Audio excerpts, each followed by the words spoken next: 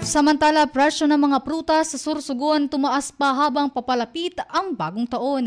Narito ang buong detalye ng balita.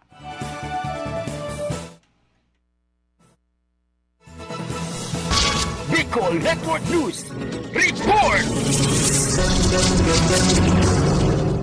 Tumaas pa ang presyo ng mga prutas sa Sorsogon habang papalapit ang pagdiriwang ng bagong taon. Ayon kay Evelyn Manlangit, may-ari ng Aba Fruits and Variety Store, kung dati ay marami pang prutas ang mabibili ng 1,000, ngayon ay hindi na ito sapat kung bibili ng maramihan at masasarap na prutas sapagkat habang dumadaan ang taon, patuloy na tumataas ang mga presyo ng mga ito. Dagdag pa ni Manlangit, mas mataas ang presyo ng mga lokal na prutas kumpara sa mga imported dahilan na rin ng mga pag-ulan na nakakaapekto sa mga magsasaka at nagdudulot ng pagkakalugi sa kanila. Diba tumataas din ngayon yung produkto?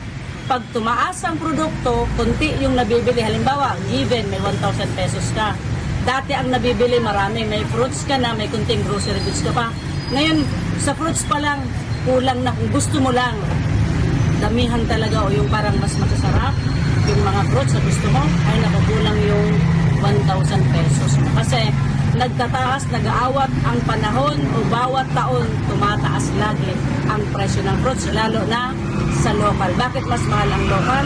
Kasi mahirap sa mga farmers, lalo na pag inaabot sila ng tagulan, mas nalulugi sila doon kasi nasisira yung fruits. Sa kasalukuyan, umabot na sa 20 to 30% ang lokal na presyo ng mga prutas kumpara nitong nakaraang taon, tulad ng mangga na dati ay nagkakahalaga ng 1,800 to 2,000 kada kahon, ngunit ngayon ay 2,500 to 2,700 na. Samantala, kahit na tumaas ang presyo ng mga prutas, ipinahayag ni Mrs. Manlangit na ang mga ito ay nagsisilbing pampaswerte at may mahalagang papel sa selebrasyon ng bagong taon. Gayunpaman, binigyang diin din niya na kahit punuin pa ng prutas at pagkain ang mesa, mahalaga pa rin magsipag upang magtagumpay sa buhay.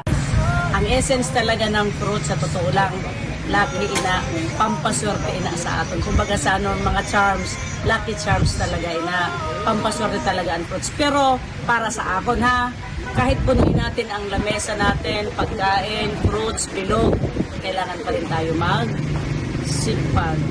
Para sa Bicol Network News, ito si Megawa Patrol number 25, Leia Lolo Tatak, tunay na serbisyo.